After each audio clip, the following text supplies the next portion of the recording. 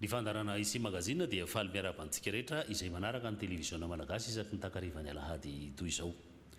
Izao sika dia manomboka ny volana jona ka ny volana jona araka ny efa fahafantarantsika azy dia iray volany teny malagasy ary ao anatin'ny volana fankalazana ny fetim-pirenena fetin'ny fahaleovantena. Ka ny lohahevitrintsika dia iompana indrindra mandritra nyity volana ity, iompana amin'ny teny malagasy, ny tantaran'ny malagasy ary ny fiarahamonina malagasy. Ny lohateny lohahevitra ny fandarantsika anio ariva dia momba ny fazimba. Matoa miresaka ny hoe fazimba dia resaka ny fiarahamonina malagasy saingy tsy dia ilay taonjato faha-70 sy ny fanjakana sy ny fanjanahantany loatra no resantsika fa ilay endriky ny fiarahamonina malagasy tany ampiandohana hoe toy inona ny fiarahamonina malagasy. Izay no antony hoe ny fazimba no resantsika be dia be ato anatin'ity fandarana ity. Ka kasika izay dia manasa vahiny sika somary vaovaontsika ihany ny vahiny eto amin'ny sehatry ny si magazina dia professeur zavady docteur Rajoelynoro Marie Robertine. Docteur Rajoelynoro Marie Robertine dia mpampianatra mpikaroka ao amin'ny UCM na Université Catholique de Madagascar ary nanao fanadihadiana, nanao fikarohana manokana momba ny fiarahamonina malagasy tany amin'ny taonjato maro tany alohantsika tany. Ka miarabanao docteur Rajoelynoro Marie Robertine tonga zao eto amin'ny fandarana ici magazine ary misaotra anao amin'ny fandraisanao anjara amin'ny famelabelan-kevitra amin'ny fandarana.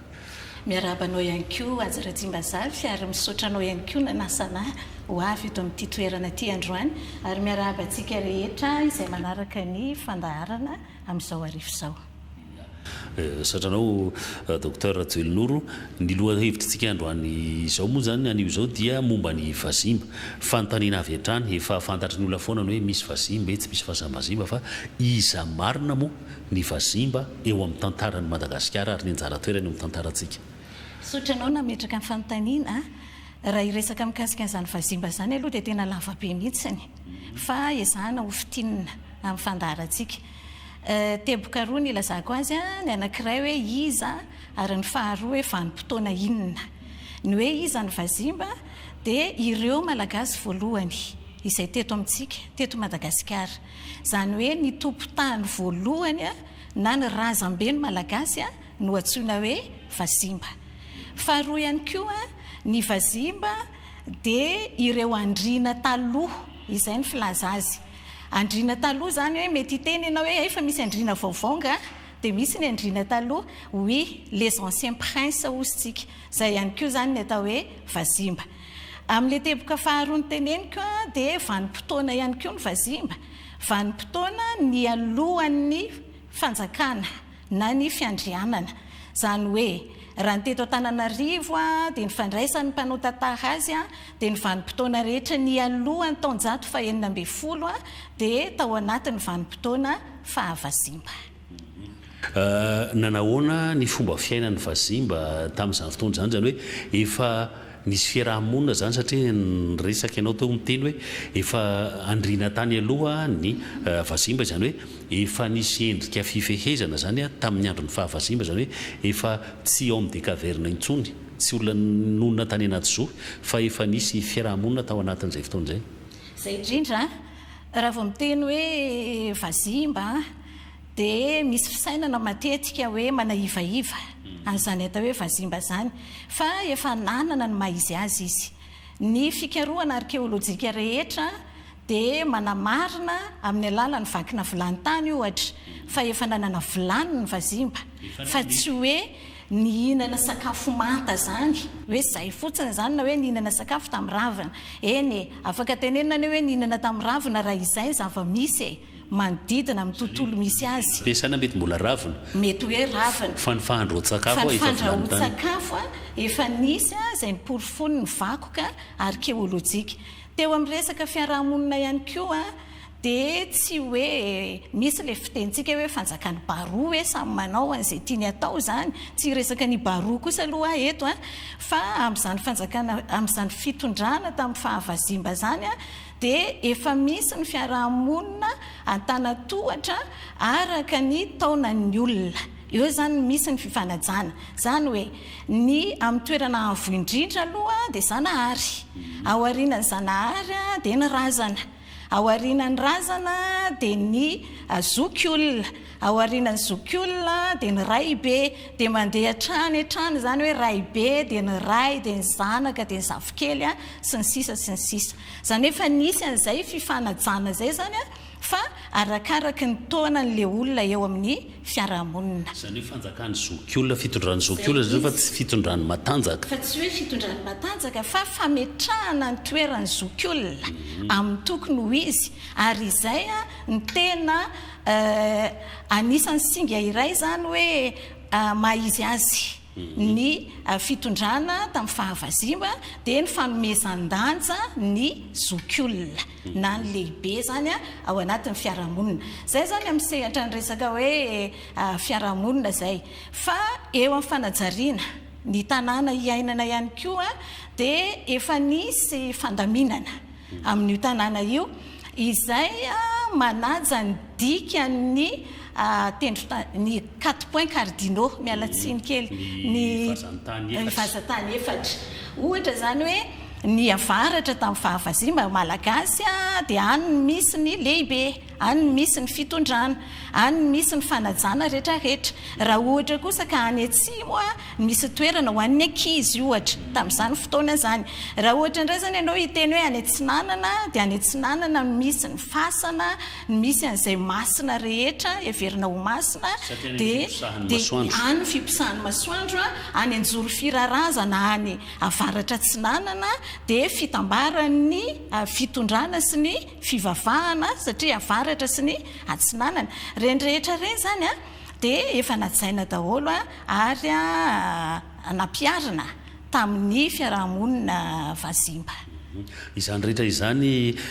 docteur Rajoelonoro dia hiainantsika amin'ny fiainana andavanandro fa mety tsy dia tsapantsika fa zany hoe efa lova hatramin'ny fahavazimba fa ankoatr'izay anefa inona nataontsika hoe amin'ny fiainantsika andavanandro hoe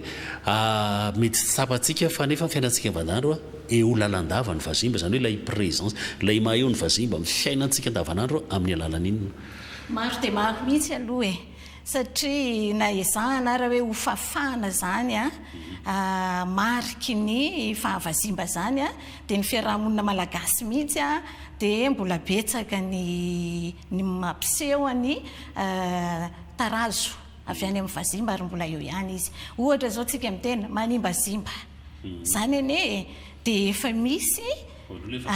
vazimba zany zany teny zany ny fanajantsika ihany koa an'le nyteneniko teo hoe ireny point cardinaux reny ary mbola betsaka ny manaja an'izany dia mbola avy any amin'ny vazimba raha ohatra koa zao hiteny ny fambolem-bary mantsy lazaina foana fa hoe taty amin'ny vanim-potoanany fanjakana ny 16e vao nisy ny fambolem-bary satria matoatsika manamboatra tanimbary zany dia mila olona be dia be ampiasaina anajary an'ilay tanimbary nefa n'izao raha iteny anankiray hoe ny antehiroka ny antehiroka zao ao anatin'ny taranaka ny vazimba dia ry zareo tena mahay faritra Ambohimanarina sa izaho izay tota iny Ambohimanarina miakandrefana iny zany fa iny antehiroka avy amin'ny eny André Tsimandafika sy André Mbodilova fa mbola misy ihany koa ry zareo izay nakany avaratra mahazo an'iny Amboditsiry iny ka hatrany Anosy Arivo fa ry zareo reo zao dia mahay mihitsiny an'le fambolem-bary amin'ny tany horaka le tany horaka zany le lembalemba ny marécage ihany koa zany le afafy eny le vary reny zao dia efa ao anatin'ny kolotsaina vazimba fa tsy miteny akory an'le tanimbary le tena misy an'le fanajariana be iny akory maro dia maro mihitsy na ohatra kosa tsika azafady tena ny resaka fivavahana ny fivavahana amin'ny razana zany ane dia efa nolovana fitany amin'ny vazimba zany rehetra zany ary raha tsy diso ny anaran-tany koa ny kamaroany anaran-tany ny anaran-tany fahavazimba ny anaran'ny tanàna quartier indrindra raha hiteny eto Antananarivo zao misy anaran-tany anankiray fa tsy anontany angamby ianao avy eo fa mba asena mitady koa ny olona hoe zany Akadimbazimba ohatra zany zay dia ohatra koa zany tsika hiteny hoe Analamanga ny anarana tamin'ny fahavazimba dia ohatra koa tsika hiteny hoe Ambohijafy Ambohijafo zany raha mifaritra Analamanga aty misy any avara izy ty misy any palais du premier ministre aty aty Andafy Avaratra aty satria nisy ny zafindry André Pirokana zay napetraka teny tamin'ny fahavazimba betsaka nahitena raha hoe Ambatondrafandrana raha fandrana vazimba zany raha fandrana zany Ambohijanahary raha zanahary vazimba zany Ambatoroka tena mazava be ny azo tsoana amin'izay dia ny tenintsika kehitriny na fiteny Merina io na fiteny Betsileo na fiteny mifaritra maro eto Madagasikara fiteny tamin'ny andron'ny fahavazimba mitovy fiteny amintsika ireo fa ny antsika moa zany efa nivoatra naraka ny tantara zay mihitsy ary manararoatra kely amin'le hoe ray volan'ny teny malagasy ilay teny malagasy izay nolovana tamin'ny fazimba. Ia, anomboantsika ny fanadihadiana ary dia resaka momba ny anarantany aloha isika efa nresantsika ihany io fa amin'ity indray izy ho raisitsika amin'ny lafiny hoe fanadihadiana momba ny fazimba fa ny anarantany dia mitahiry ny tantaran'ny Madagasikara anisan'izay ny tantara fahavazimba raha antsika vetivety.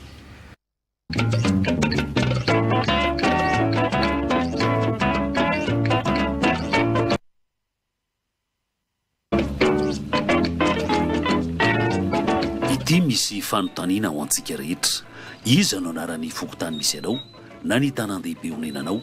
na ny tandrazanao any ambanivohitra, ary fantatra ao ve ny tantarany sy ny mahazava-dehibe an'izany?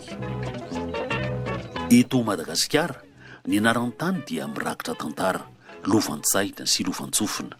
mampahatsiahy ny fiainana sy ny fomba amam-panao ary ny fivoarany fomba fitenenana hatry ny fahagola, fahavazimba, fahampanjaka na fahatany gasy, fahavaza ary fahamalagasy. Ny tantarany ankamaroany anaran-tany dia tsy voasoratra fa vitsy dia vitsy ny voarakitra. Ohatra, ny tantarany renivohitry Madagasikara mazava ho azy, ka anjarantsika ny manady ady sy ny karoka ny tantarany tanànantsika.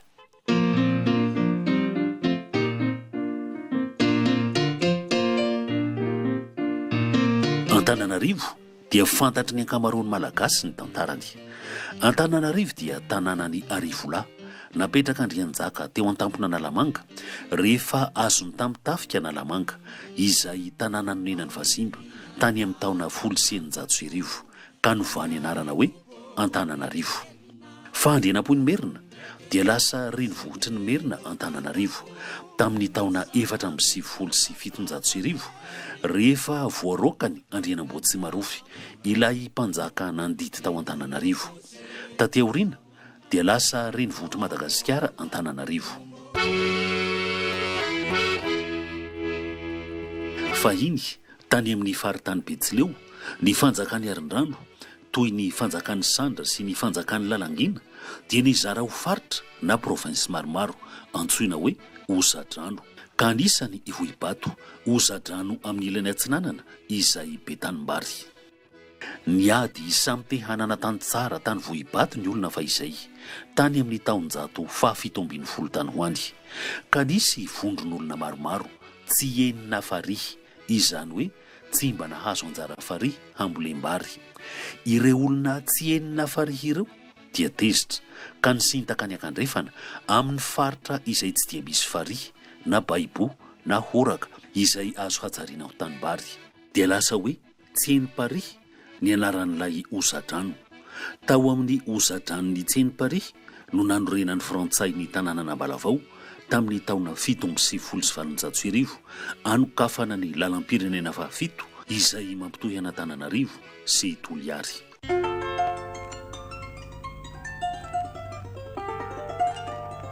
Boeny dia fanjakana nalaza sady natanjaka fa izay tamin'ny tapany indrefan'ny Madagasikara. Boeny dia avy amin'ny teny Swahili boe na vato. Ny trano kosa amin'ny teny Swahili dia zimba, ny avian'ny zomba amin'ny fiteny sakalava.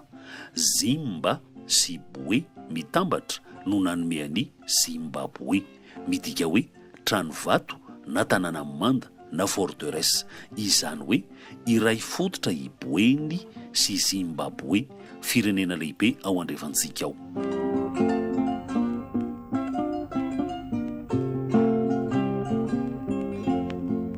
Ny ankamaroany anarana fokotany amin'ny ankabetsahan'ny tanan-dehibe eto Madagasikara, indrindra aty afovoan-tany, dia anaran'ny tanàna nonenan'ny Vazimba ka mampahatsiahy ny fomba fanao teto amintsika Vahagola. Andohalo ery an-tampon-Antananarivo dia avy amin'ny Lohalo na Loasa. Efa tsy misy miteny intsony eto Imerina ny hoe Lohalo ilazana ny Loasa, fa ny anarana Andohalo dia mitoetra sady mampahatsiahy ilay voambolana tranainy. Andravoangy, io toerana misy tsena malaza eto Antananarivo io, dia fonenan'ny Ravoangy Vazimba nanana ny maha izy azy fa izay. Antsakaviro eto Antananarivo dia avy amin'ny sakaviro na sakamalao. Sakaviro dia voambolana tranainy. Efa tsy fampiasa intsony eto Imerina ny hoe sakaviro, fa ny anaran'ny tany sisa no mbola mampahatsiahy azy. Mbola fiteny andavanandro kosa ny hoe sakaviro na koa sakarivo any amin'ny faritra. Volosarika na volisarika mbola eto Antananarivo dia avy amin'ny sarika. Ny sarika dia akondro be vatana sady avo ranjanana. Ny hoditry ny sarika dia akana angozany, folesina atao kofehy, anaovana lamba sarika. Ny lamba sarika fa izay dia fitondra miasa eny an-tsaha, fa ny lamba landy kosa no fitafy rehefa andro fety. Vitsy ny olona mbola mahafantatra izany hoe sarika izany na manenona lamba sarika, fa ny anarana sisa no mampahatsiahy ny fisiany Vahagola. Any Afrika kosa nefa dia mbola mampiasa ny sarika ny mponina, anaovana asa tanana ary tafakatra ho lamaody mihitsy azy amin'izao fotoana izao. Any Fianaran-tsoa dia misy fokontany antsoina hoe antarandolo. Ny antara dia dobolalina, ny lolo kosa dia fasana. Rehefa miambo ny lehiben'ny Vazimba tany amin'ny andro Fahagola sarotra takarina dia esorina ny taovany ka aterina amina dobolalina na antara antsoina hoe arsa. Ny antara izay natao arsa dia manjary toy ny lolo na fasana. Nisy antara natao arsa teto amin'ity toerana ity fa Vazimba, izany na tonga ny anarana hoe antarandolo. Fasana no tena dikany lolo amin'ny teny malagasy tranainy, fa taty aoriana dia niova dikany lolo amin'ny fiteny Betsileo sy ny fiteny Merina ka lasa mitovitovy hevitra amin'ny amboroa na ny avelo na ny angatra na ny matoato.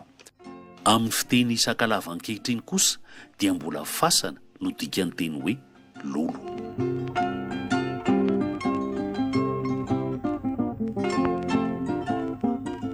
Ny o sy ny i dia voatonona mifamadika matetika amin'ny anaran-tany. Tsy fanahiniana akory io, fa ny anarana dia tonon'ny olona amin'izay mahamailaka ambava azy fotsiny. Handray ohatra telo tsika any Fianaran-tsoa. Ambatolahy Kosoa dia tononina hoe Ambatolahy Kisoa. Ity ilay vatolahy nahatonga ny anarana, natsangan'izany ratahajato izany, mpanan-karena sady tandapany hova na ny endriana teny Kianjasoa tany amin'ny taonjato faha-7 tany ho any ity vatolahy ity. Ny mpanan-karena fa izay dia nantsoina hoe olon-tsoa, mitovitovy hevitra amin'ny teny frantsay hoe bourgeois. Taloha dia tsara tarehy sady tsara paika ny vatolahy ny hova na ny andriana sy ny mpanan-karena na ny olon-tsoa. Fa ny andratahajato dia ratsy tarehy, misy kibony ka noesoesoiny olona fa izay. Saingy hoy ratahajato, soa io fa vatolahy ko, satria olon-tsoa aho nanao azy. Dia raikitra hoe Ambatolahy Kosoa ny anaran'ity toerana ity. Tamin'ny taona 1990 dia nisy didim-panjakana izay nandrara fa tsy azo ampiakarana Kisoa ny tanànan'ny Fianaran-tsoa hitandroana ny fahadiovana sy ny fahasalamana, ka tsy nahazo ny hoatra an'ity vatolahy ity ny Kisoa. Dia niova hoe Ambatolahy Kisoa ny anarany, naverina ho Ambatolahy Kosoa rehefa niverina ny fahaleovantena tamin'ny taona 1970. Ny mponina dia manonona hoe Ambatolahy Kisoa, fa ny komuna sy ny foibe tao saritany dia manoratra hoe Ambatolahy Kosoa. Ao ambadika rehefa ny rovan'ny Fianaran-tsoa dia misy tanàna antsoina hoe Andranomalahelo. Toy izao ny tantarany. Ao an-tampon'ny rova dia misy vato fanapahandohan'ny meloka fa izay. Rehefa tapadohan'ny meloka dia misy mipitika any ambany andrefanany ny rany. Ka hoy ny olona fa izay ran'ny malahelo io, izany hoe le sang des victimes na le sang des condamnés. Izay no nahatonga ny anarana hoe andrany malahelo, izay lasa hoe andrano malahelo rehefa tononona.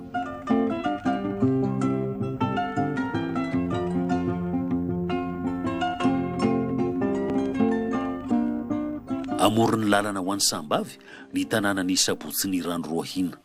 Ny tena ny aviany anarana dia tsy rano lo fa ra le sang.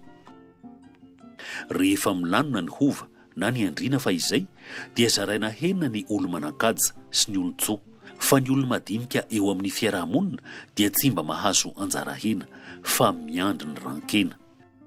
Dia hoy ny olo-madinika fa izany hoe ny rany Roahina, izany hoe ny rany Roandrasana, ny ova hoe rano Roahina rehefa tononona.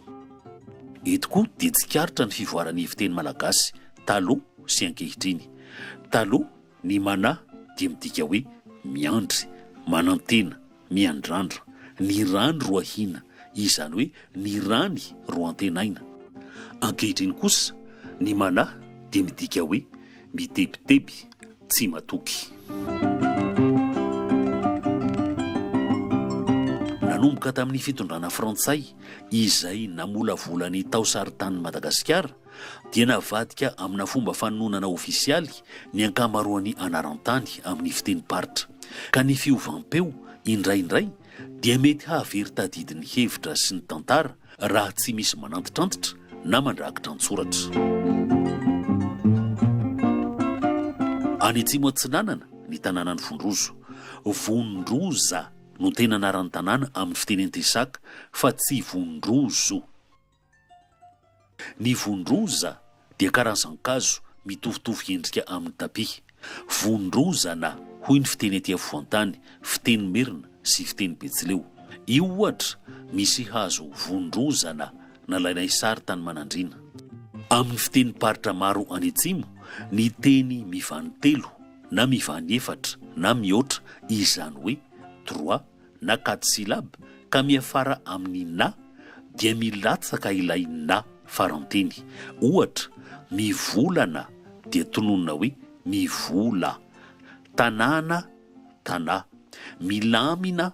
milamy, fiadagnana fiadagna, ary ny vondrozana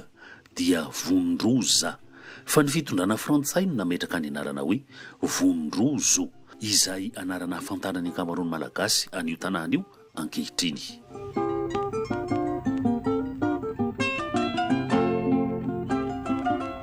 Any Atsimo, ny tanànany Betioke izay tonon'ny ankamaroan'ny malagasy ankoatry ny Antandroy sy Mahafaly hoe Betioky.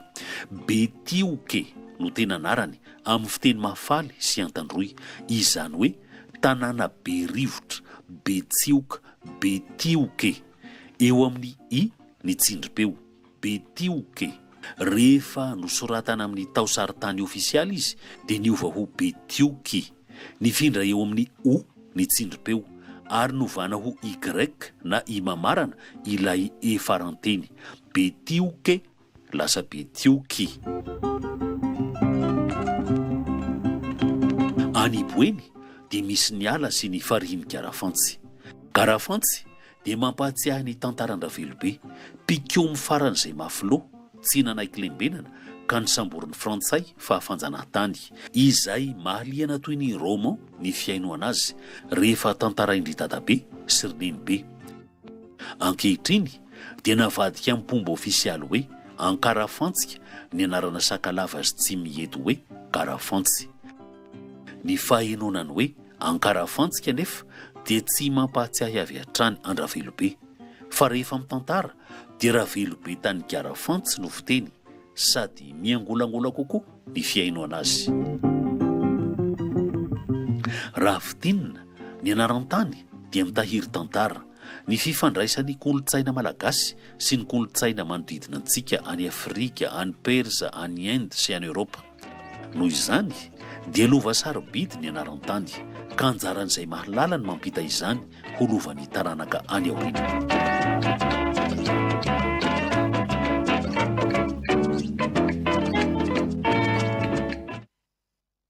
izay ny fanadidina mikasika ny anarantany misy anarantany vitsivitsy hitantsika teo anarana efatra amin'ny fahafazimba fa iverina amin'ny fazimba indray sika docteur Ratsoelinoro ny fazimba dia matetika eritreretiny hoe olona fohy kanefa ao anamarina ny fazimba afiay izay ilay fieritretana azy hoe olona fohy satria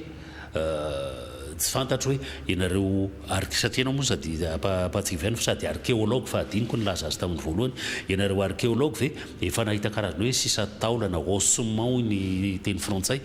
inona ny nahatonga an'ilay hoe olona fohy nino izy ty ny fazimba afiay izy ilay fomba fisainana zay ny avian'le fisainana hoe olona fohy dia eo amin'le fanambaniana sy le tsy fanomezan-danja ny tantarany malagasy sy ny tontolo ny ainany malagasy ny kolotsainany malagasy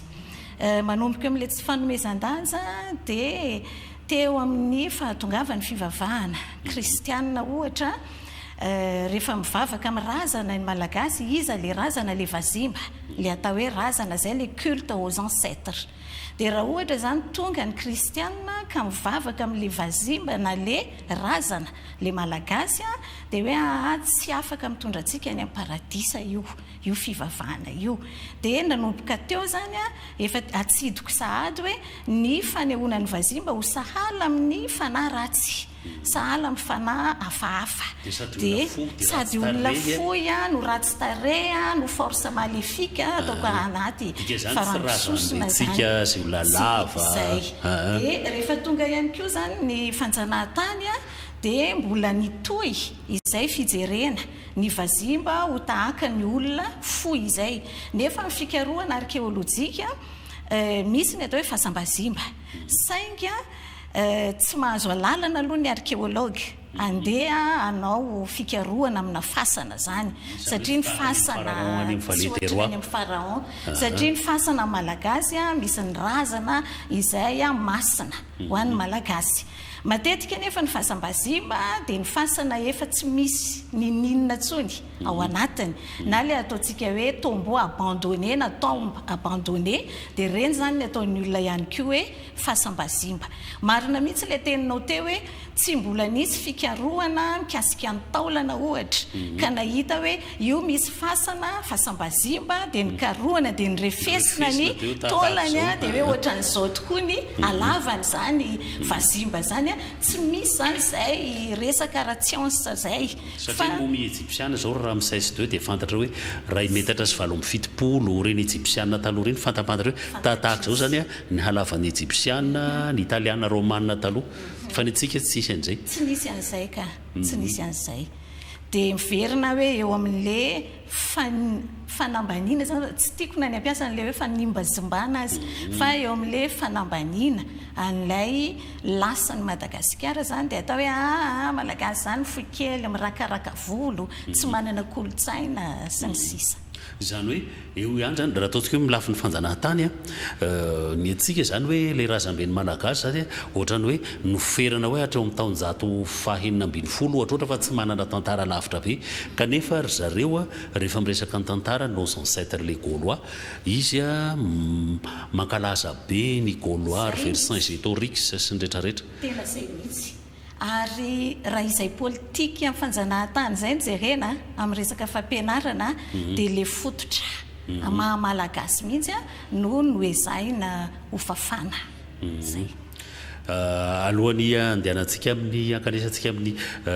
famelabelara-kevitra manaraka dia raha antsika vetivety ary ny hoe ny vazimba ny lovantsofina sy ny asa fikaroana dia miresaka indray tsika rehefa avy eo mamelabela-kevitra indro ary ny fanadiadiana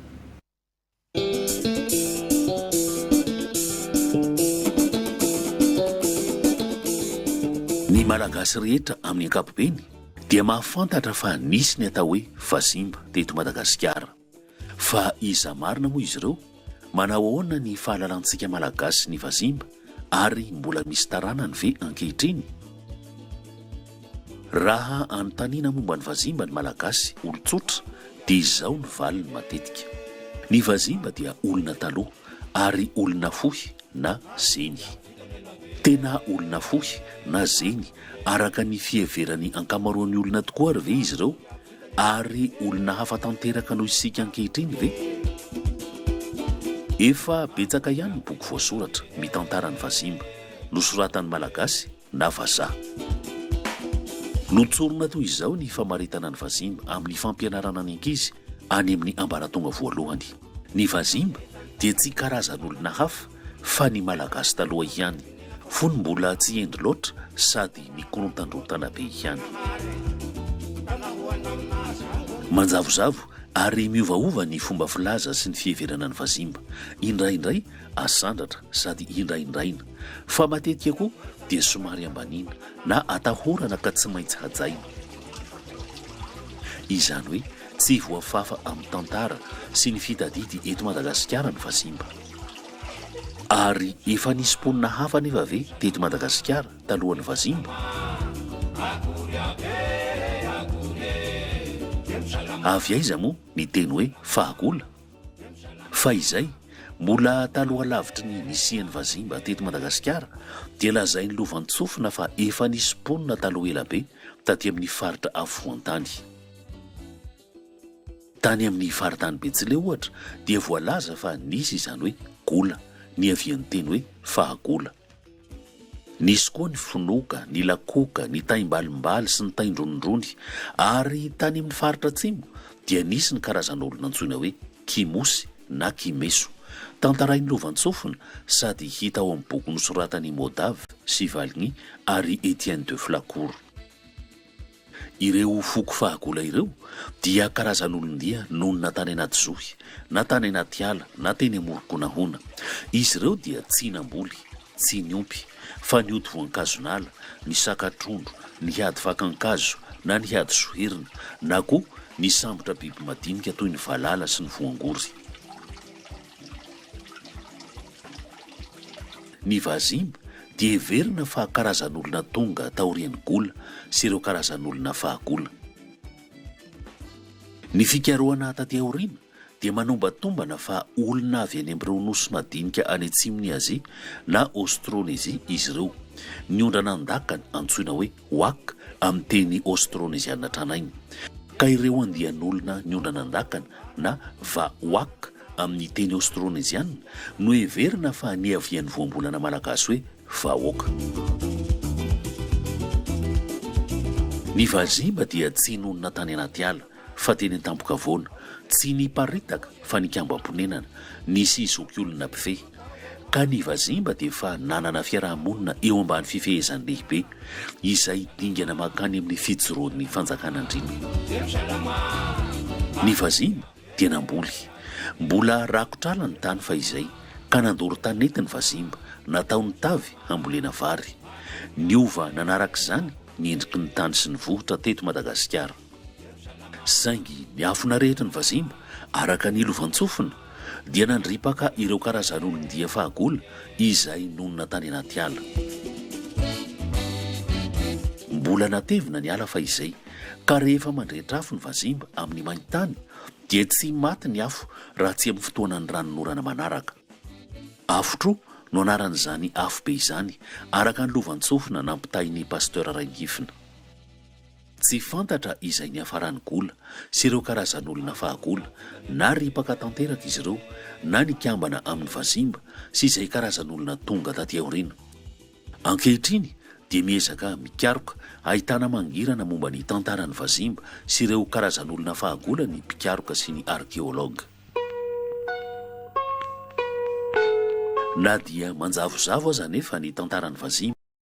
sy ireo olona fahagola dia tsy very tadidy izany fa voarakitry ny lantany sy ny tetiaran'ireo fianakaviana izay nanjaka tamin'ny faritra maro teto Madagasikara. Mbola tadidin'ny lovantsofina ihany koa ny anaran'ny maro amin'ireo vazimba ireo.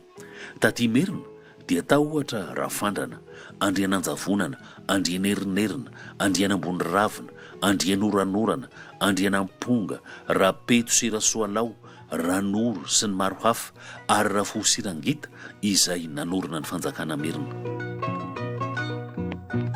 Tany Betsileo dia tao izany andriana katsakatsa izany, andriana fitro, raha dia norambarasa, raha orambe mahalena, raha lakambe tsy mandrendrika, andriana polisy, andriana ony antara, raha vololona, raha maitso akanjo, etsetretsetra.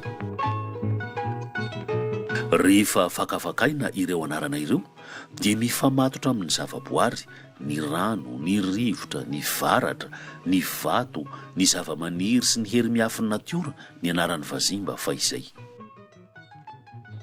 Ny vazimba sy ireo mponina tany aloha elabe dia bangoina amin'ny anarana tsy dia voafaritra ara-potoana hoe taolo. Raha rasaina ny teny hoe taolo dia avy amin'ny onina na olona na ona no hafoizina hoe nna. Ny te dia manambara fiaviana na toerana io na fotoana, toy ny hoe taloha, tandrefana, tatsinanana. Ary ny aolo dia teny arabo midika hoe tany amboalohany na originel. Avy amin'ny aolo ihany koa ny voambolana hoe haolo sy ny hoe tanànaolo. Mbola misy maro samihafa koa nefa arakaraka ny asa fikarohana ny fanazavana amin'ny teny hoe taolo. Raha fohy sirangita izay nanorona ny fanjakana merina tao imery manjaka dia vazimba. Fandriamanelo zanany lahy kosa dia niady ary nandraisiny vazimba ka nioromponenana teo alasora. Tany amin'ny foko hafa toy ny sakalava sy ny betsileo dia nandova na nisongona ny fiarahamonina vazimba izay efa nisy mpife ny fitondrana napetrak'ireo andian'olona tonga taty aoriana izay nanorona ny fanjakana menabe sy ny fanjakana boiny ary ny fanjakana lalangina, isandra, manandrina ary ny rano sy fisakana. Fa na dia izany aza dia tsy very tadidy ny vazimba, tsy maty momoka ny fitadidiana momba azy fa ny tety vanim-potoana.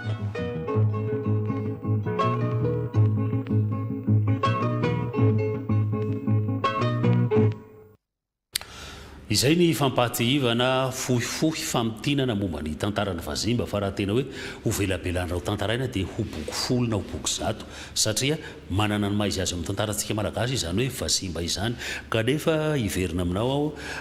raha matoa docteur Rajoelonoro Marie Robertine hoe ilay fanadinona ny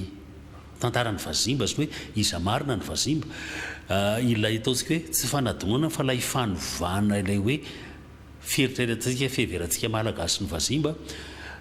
Tena hoe tamin'ny fotoanany fivavahana kristiana ve sa tany aloha dia efa nisy ihany anefa karazany hoe fironana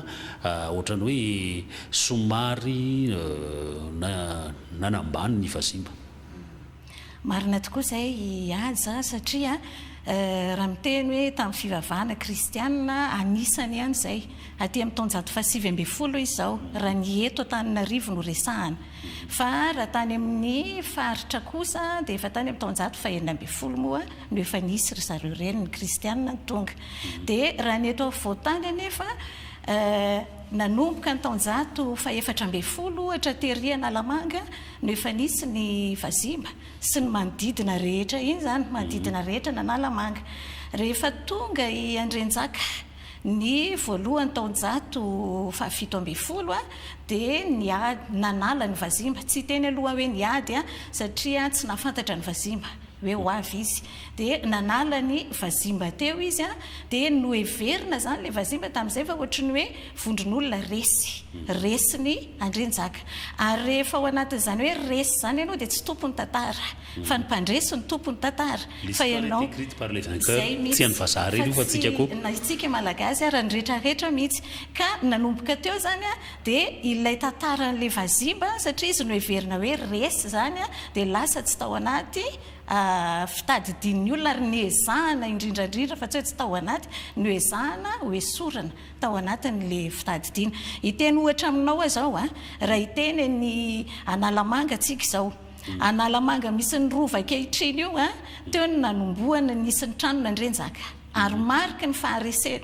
faharesen'ny vazimba io, mariky ny fandreseny Andrenjaka. Fa nisy ny rovan'ny vazimba dia teo Ambohitsimbona, dia amin'izao nefa tsika Ambohitsimbona ny tena Analamanga fa tsy Analamanga amin'izao io, fa io ny atao hoe Analamasina. Dia tsika nefa rehefa miteny hoe Analamanga amin'izao fotoana izao tsy mandeha mijery an'ilay marika nisy ny vazimba marana tao Ambomitsimbona na tao Analamanga fa entitsika ny olona makany amin'ilay tantaran'ilay vondron'olona mpandresy. Izany hoe ilay anarana Analamanga zany zao irovana Antananarivo io misy ny lapa-manjaka miadana manampisoatra ny vola sy mahitsy fanjaka ary besakana. Izany hoe rehefa dinina nefa zany ilay fanjakana izay taontsika hoe vondron'olona nandresy no raisiny hiany nefa ilay anarana Vazimba sy ilay hasiny Vazimba mba ahafahany hoe manome lanja manome hasina ny fitondrany karaha hoe légitimation du pouvoir. Zay mihitsy ka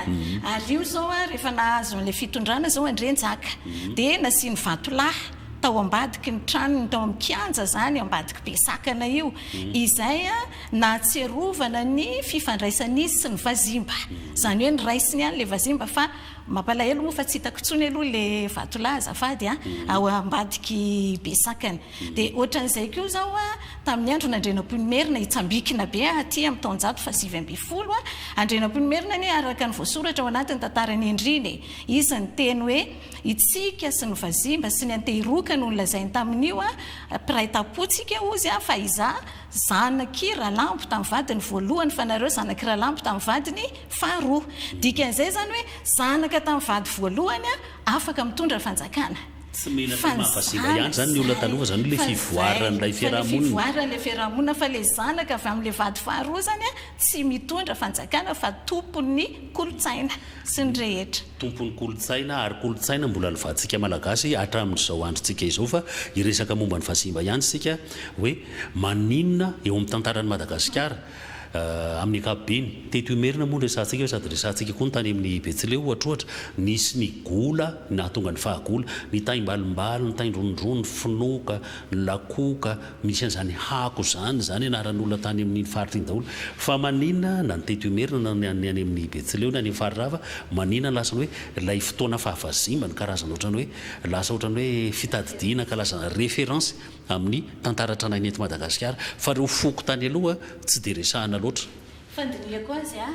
nanomboka teo amin'ny fahavazimba zany ny tena manana ny maha-izy azy le fiarahamonina na nisy ny fandaminana ara-piarahamonina dia izay ny tena tadidy fa tao alohan'izay zany dia mety hoe mbola korotana mbola tsy dia nisy loatra zany hoe fiarahamonina ao anatin'ny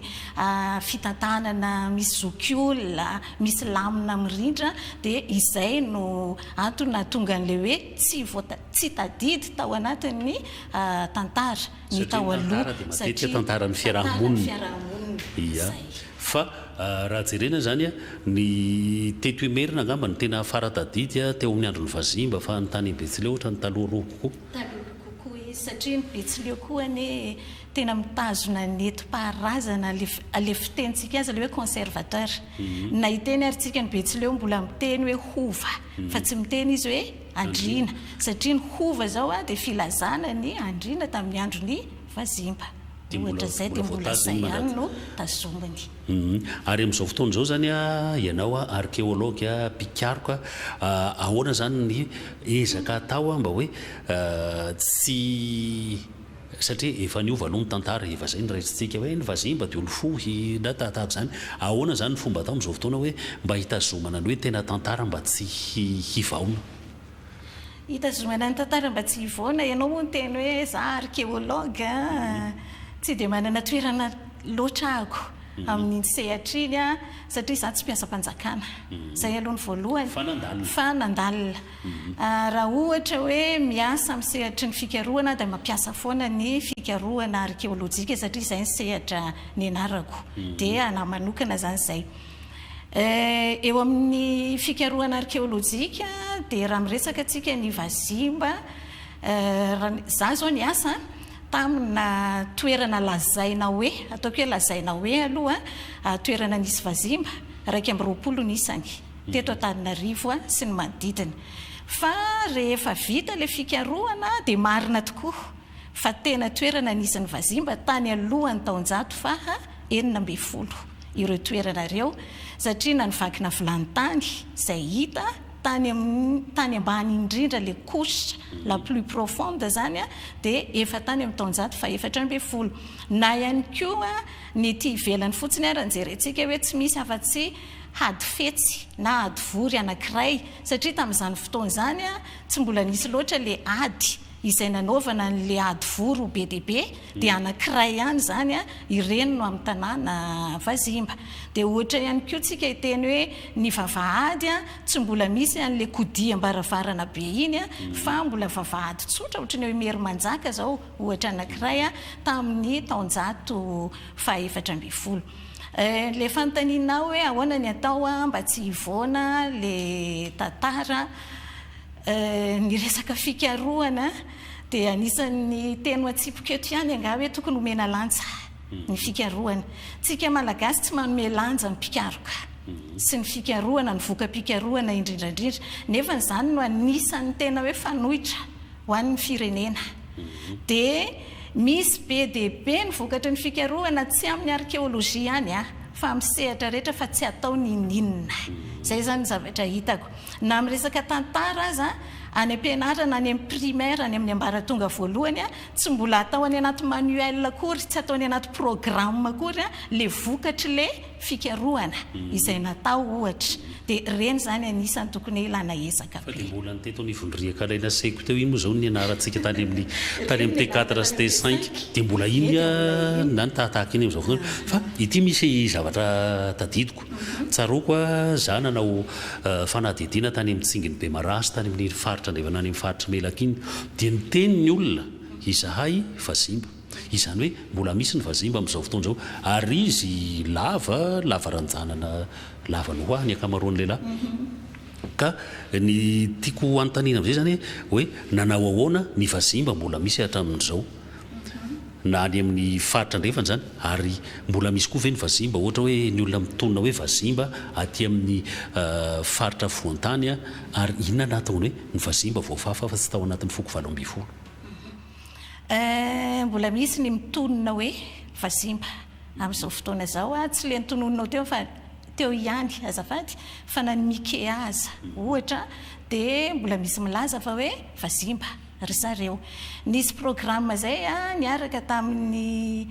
Akademia Tsimbazaza alatsiny fa tononoko eto mikasika ny fikarohana ny Vazimba zany dia efa nisy fangalana ny rorana ADN zany natao tamin'izay tamin'ny zareo eny Antehiroka izay milaza hoe taranaky ny Vazimba izy. Dia misy koa natao teny Mery Manjaka izay milaza koa fa hoe taranaky ny Vazimba. Dia misy koa ny fikarohana natao tany amin'ny Mikea ohatran'ireny zany zany hoe mbola misy olona zany milaza hoe taranaky ny Vazimba izy amin'ilay sentiment inona lay fo ilazana zany hoe zay tena aveto Madagasikara fa tsy olona mpiavy avy eo. Fa tsy nampidirana ao anatin'ny foko 720 ny zafy-maniry koa tsy ao anatin'ny foko 720 fa ny zafy-maniry ohatra natambatra amin'ny Betsileo nefa be dia be tsy hoe be dia be ngamba fa misy maromaro ny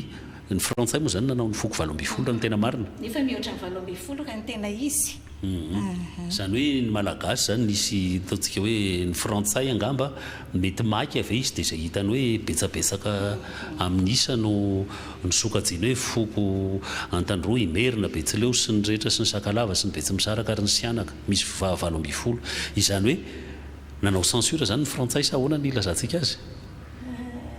Ataontsika hoe izay nanakaiky hitany kokoa ave satria raha hiteny amin'ilay hoe Vazimba teo tsika efa tsy voasoratra tao anaty tantarany izy zany hoe efa somary niala tao anatin'le fiarahamonina tonga dia hita be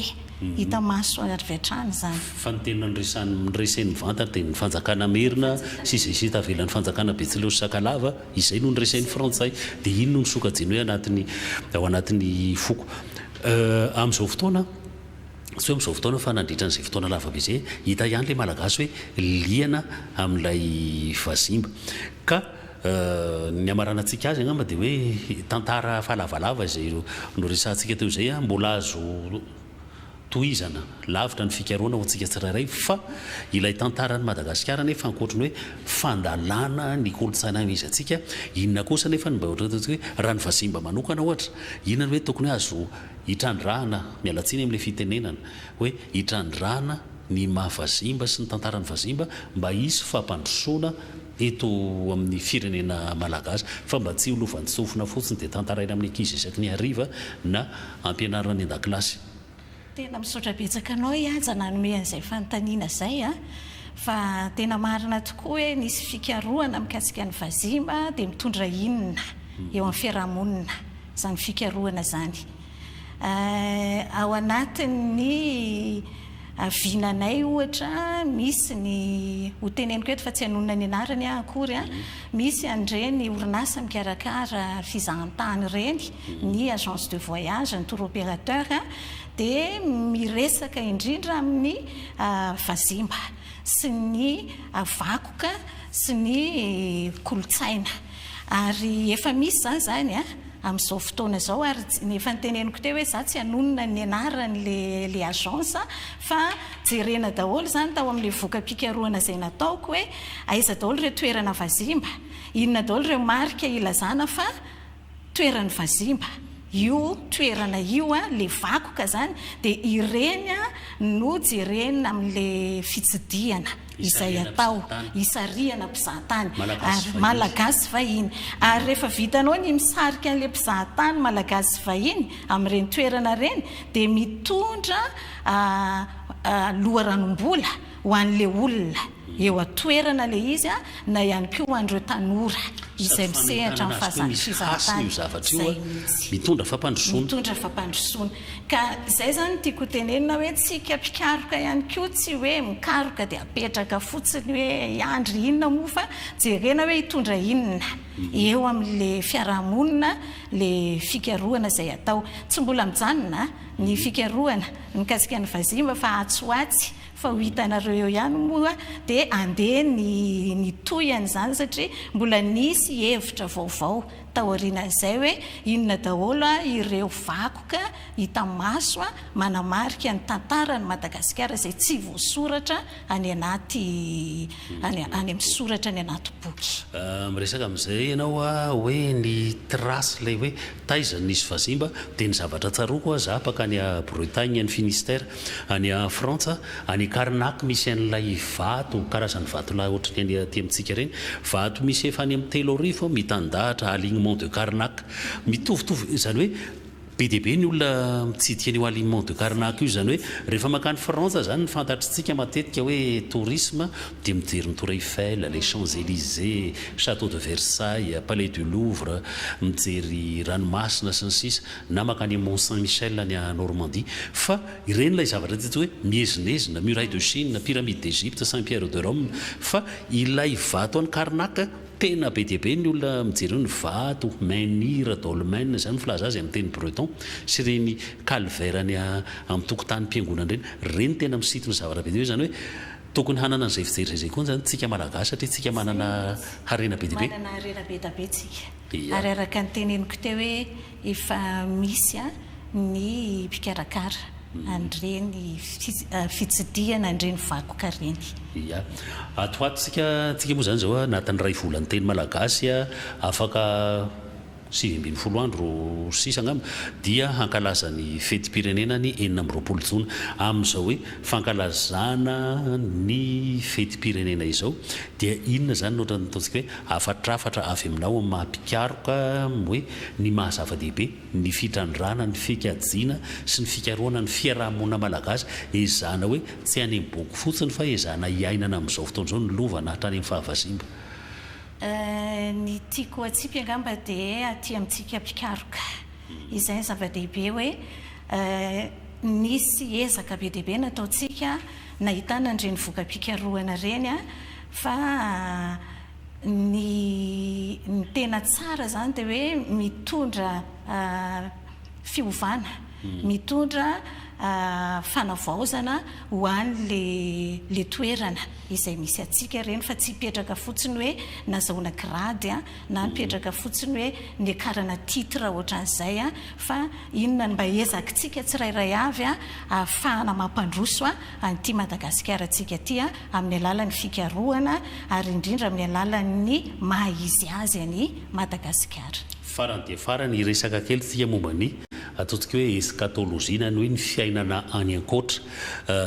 ianao anisany nanatiady koa nylay fomba fiteny hoe ny razana tsy mba maty miresaka ny vazimba itsika aiza ny fandraisany hoe ny razana tsy mba maty sy ny fitadidiana momba ny vazimba sy fitadidiana ny tantarany Madagasikara ny tantarany razana itsika tena misy ifandraisany mihitsy satria raha ohatra mbola tadidy ny razana dia tsy maty izy zay satria ao anaty fitadidiana foana akoatran'le finoana zay zany fa raha ohatra izy ka mijanona ny anaty obli tsy tsaroana ntsony a zay izy vao tena ataontsika hoe maty dikan'izany a ny razana tsy mba maty a rehefa mbola mijanona foana ao anaty tadidy ary izay tadidy zay a amin'ny alalan'ny vakoka mitoetra izay atsiarovana azy satria reny vakoka mitoetra reny a misy dikany a misy signification ozytsika dia izay no atsiarovana n'ilay razana ohatra ny fasana ny fasana zao a ny tena tadiavana ny razana satria ny fasana no atao hoe tany razana raha ohatra mitentsika hoe aiza ny tany razanao any amin'ny toerana misy ny fasan-drazanao no misy ny tany razana izany hoe mbola miverina foana mifahaleovantena isika raha isika zany tsy mahatadidy ny tantaran-drazantsika ny tantaran-drazantsika tsirairay sy ny tantaran-drazantsika malagasy amin'ny ankapobeny dia mahamenatra ny hira hoe ry tany ny razanay malala o razana iza nefa ilay tsoinao aloha tsy hotohizako ya dia isaorana be deaibe anao docteur Rajoelynoro Marie Robertine mpampianatra mpikaroka eny amin'ny UCM na université catholique de Madagascar eny Ambatoroka namelabelakevitra mikasika ny vazimba sy ny tantarany Madagasikara dia mankasitraka anao lalandava ary mbola manatena ny atongavana hoe eto ny fotoana manaraka eto amin'ny fandarana sy magazine fa mbola be deaibe ny zavatra ho resantsika momba ny tantarany Madagasikara dia misaotra anao ihany koa i Ajara Tsimbazafy nanasa tamin'ity hariva ty a dia misaotra anao rehetra azy nanaraka ny fandaharana ya makasitraka tompo dia izay koa no mamarana ny fandarantsika izao takariva izao isaorantsika nanaraka izany hatramin'ny farany amin'ny herin'io indray ny fotoanantsika manaraka koa dia mahazo fahafinaretana ary mahazo ansoa ato amin'ny fandarany televisiona malagasy veloma tompoko